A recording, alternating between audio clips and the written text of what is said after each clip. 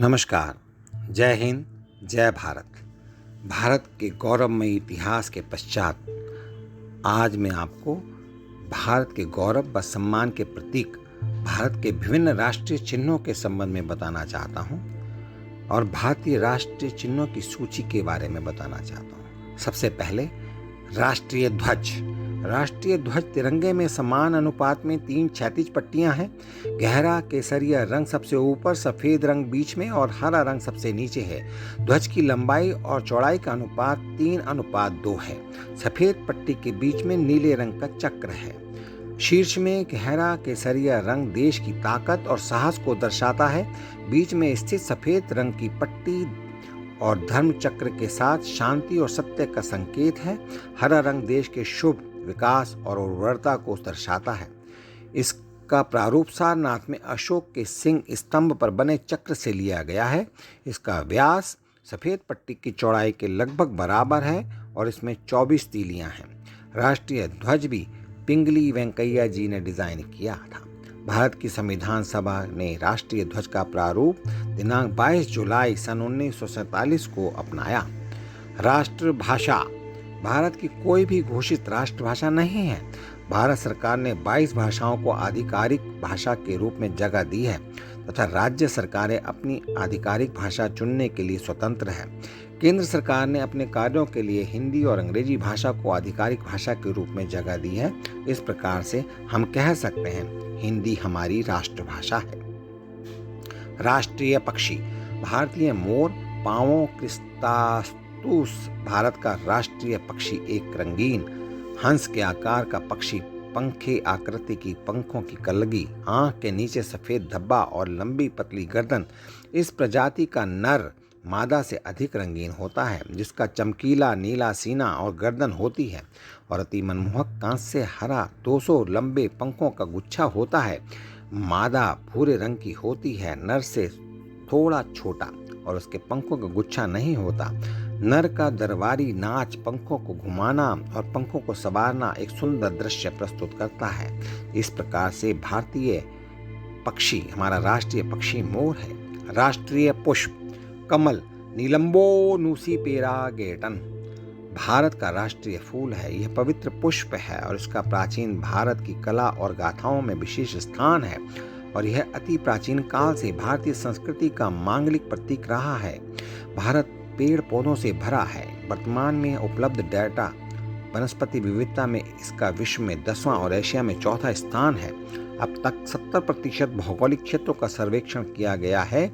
उसमें से भारत के वनस्पति सर्वेक्षण द्वारा 47,000 वनस्पति की प्रजातियों का वर्णन किया गया है।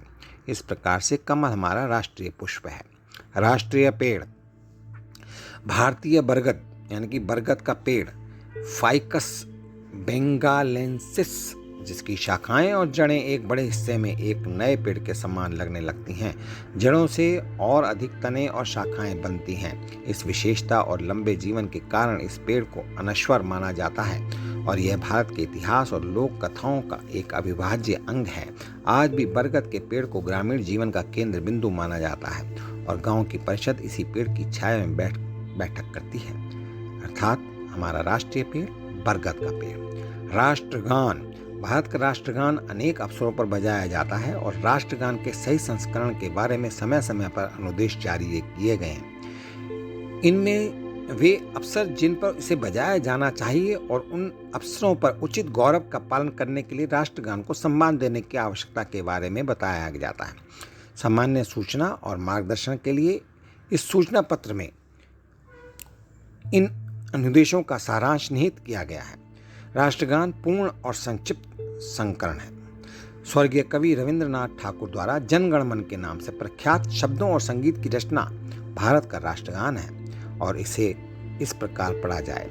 जनगण मन अधिनायक जय हे भारत भाग्य विधाता, पंजाब सिंधु गुजरात मराठा द्राविड़ उत्कल बंगा, विंध्य हिमाचल यमुना गंगा उच्छल जलधि तरंग, तब शुभ नामे जागे तब शुभ आशीष मांगे, गाहे तब जय गाथा, जनगण मंगलदायक जय हे भारत भाग्य विधाता जय हे जय हे जय हे जय जय जय जय हे।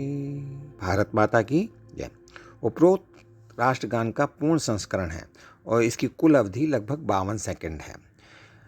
इसके पश्चात भारत के गौरव और सम्मान के प्रतीकों के अंतर्गत मैं राष्ट्रीय नदी को लूँगा। गंगा भारत की सबसे लंबी नदी है जो पर्वतों, घाटियों और मैदानों में 2510 किलोमीटर की दूरी तय करती है। यह हिमालय के गंगोत्री ग्लेशियर में भगीरथी नदी के नाम से बर्फ के पहाड़ों के बीच जन्म लेती है। इसमें आगे चलकर अन्य नदियां जुड़ती हैं जैसे कि अलकनंदा, यमुना, सोन नदी, गोमती नदी, कोसी नदी और घाघरा नदी। गंगा नदी का बेसिन विश्व के सबसे अधिक उपजाऊ क्षेत्र के रूप में जाना जाता है और यहाँ सबसे अधिक घनी आबादी निवास करती है तथा यह लगभग काई दहाई सैकड़ा हजार 10,000 लाख 10 लाख वर्ग किलोमीटर में फैला हिस्सा है। नदी पर 2 बांध बनाए गए हैं, एक हरिद्वार में और दूसरा फरक्का में। गंगा नदी में पाई जाने वाली डॉल्फिन एक संकटापन्न जंतु है जो विशिष्ट रूप से इसी नदी में वास करती है। गंगा नदी को हिंदू समुदाय में पृथ्वी की सबसे अधिक पवित्र नदी माना जाता है। प्रमुख धार्मिक आयोजन नदी के किनारे स्थित शहरों में किए जाते हैं जैसे वाराणसी, हरिद्वार और प्रयागराज। गंगा नदी बांग्लादेश के सुंदरबन द्वीप में गंगा डेल्टा पर आकर व्यापक हो जाती है और इसके पश्चात बंगाल की खाड़ी में मिलकर इसकी यात्रा पूर्ण होती है। अब मैं आपके समक्ष प्रस्तुत करता हूँ, बताना चाहूँगा राष्ट्रीय चिन्ह। अशोक चिन्ह भारत का राजकीय प्रतीक है और इसको सारनाथ स्थित राष्ट्रीय स्तंभ का शीर्ष भाग राष्ट्रीय प्रतिज्ञा चिन्ह के रूप में लिया गया है। मूल रूप इसमें 4 शेर हैं जो चारों दिशाओं की ओर मुंह किए खड़े हैं। इसके नीचे एक गोल आधार है जिस पर एक हाथी के एक दौड़ता घोड़ा, एक सांड और एक सिंह बने हैं। ये गोलाकार आधार खिले हुए उल्टे लटके कमल के रूप में है। हर पशु के बीच में एक धर्म चक्र बना हुआ है। राष्ट्र के प्रतीक में जिसे 26 जनवरी सन 1950 में भारत सरकार द्वारा अपनाया गया, केवल 3 सिंह दिखाई देते हैं और चौथा सिंह पीछे छिपा हुआ है, दिखाई नहीं देता है। चक्र केंद्र में दिखाई देता है सांड दाहिनी ओर और घोड़ा बाईं ओर, और अन्य चक्र की भारी रेखा बिल्कुल दाहिने और बाईं छोर पर है। घंटी के आकार का कमल छोड़ दिया जाता है। प्रतीक के नीचे सत्यमेव जयते देवनागरी लिपि में अंकित है। शब्द सत्यमेव जयते शब्द मुंडकोपनिषद से लिए गए हैं जिसका अर्थ है केवल सच्चाई की विजय होती है। अब आता है अगले प्रतीक में राष्ट्रीय जलीय जीव, मीठे पानी की डॉल्फिन। भारत का राष्ट्रीय जलीय जीव है मीठे पानी की डॉल्फिन। यह स्तनधारी जंतु पवित्र गंगा की शुद्धता को भी प्रकट करता है क्योंकि यह केवल शुद्ध और मीठे पानी में ही जीवित रह सकता है। प्लेटेनिस्टा गैंगेटिका नामक यह मछली लंबे नोकदार मुंह वाली होती है और इसके ऊपरी तथा निचले जबड़ों में दांत भी दिखाई देते हैं। इनकी आंखें लेंस रहित होती हैं और इसलिए ये केवल प्रकाश की दिशा का पता लगाने के साधन के रूप में कार्य करती हैं। डॉल्फिन मछलियां सब स्ट्रेट की दिशा में एक पंख के साथ तैरती हैं और श्रिप तथा छोटी मछलियों को निकलने के लिए गहराई में जाती हैं। डॉल्फिन मछलियों का शरीर मोटी त्वचा और हल्के भूरे स्लेटी त्वचा शल्कों से ढका होता है और कभी कभार इसमें गुलाबी रंग की आभा दिखाई देती है। इसके पंख बड़े और पृष्ठ दिशा का पंख तिकोना और कम विकसित होता है। इस स्तनधारी जंतु का माथा होता है जो सीधा खड़ा होता है और इसकी आंखें छोटी छोटी होती हैं। नदी में रहने वाली डॉल्फिन मछलियां एकल रचनाएं हैं और मादा मछली नर मछली से बड़ी होती है। इन्हें स्थानीय तौर पर सुसु कहा जाता है क्योंकि यह सांस लेते समय ऐसी ही आवाज निकालती हैं। इस प्रजाति को भारत, नेपाल, भूटान और बांग्लादेश की गंगा, मेघना और ब्रह्मपुत्र नदियों में तथा बांग्लादेश की कर्णफूली नदी में देखा जा सकता है।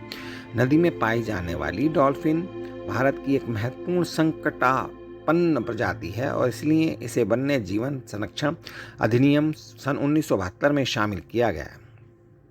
इस प्रजाति की संख्या में गिरावट का मुख्य कारण है अवैध शिकार और नदी के घटते प्रवाह।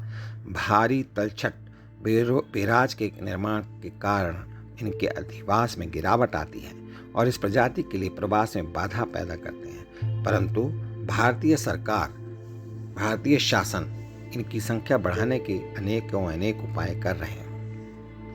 तत्पश्चात आता है भारत का राज चिन्ह। सारनाथ स्थित अशोक के सिंह स्तंभ की अनुकृति है जो सारनाथ के संग्रहालय में सुरक्षित है। मूल स्तंभ में शीर्ष पर 4 सिंह हैं जो एक दूसरे की ओर पीठ किए हुए हैं। इसके नीचे घंटे के आकार के पद्म के ऊपर एक चित्र बल्लरी में एक हाथी, चौकड़ी भरता हुआ एक घोड़ा, एक सांड तथा एक सिंह की उभरी हुई मूर्तियां हैं। इसके बीच बीच में चक्र बने हुए हैं। एक ही पत्थर को काटकर बनाए गए इस सिंह स्तंभ के ऊपर धर्म चक्र रखा हुआ है। भारत सरकार ने यह चिन्ह दिनांक 26 जनवरी सन 1950 को अपनाया। इसमें केवल 3 सिंह दिखाई पड़ते हैं, चौथा दिखाई नहीं देता और पट्टी के मध्य में उभी हुई नक्काशी में चक्र हैं, जिसके दाईं ओर एक सांड और बाईं ओर एक घोड़ा है। दाएं तथा बाएं छोरों पर अन्य चक्रों के किनारे हैं।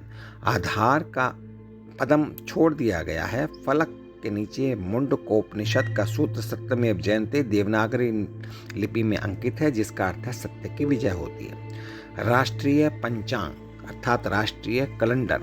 राष्ट्रीय कैलेंडर शक संवत पर आधारित है। चैत्र इसका माह होता है और ग्रेगोरियन कैलेंडर के साथ 22 मार्च 1957 से सामान्यता 365 दिन। इस प्रकार से राष्ट्रीय पंचांग के बारे में आपको बताया। विभिन्न राष्ट्रीय प्रतीकों, राष्ट्रीय चिन्हों के वर्णन करने के पश्चात मैं आपसे विदा लेना चाहता हूँ। जय हिंद, जय भारत, नमस्कार।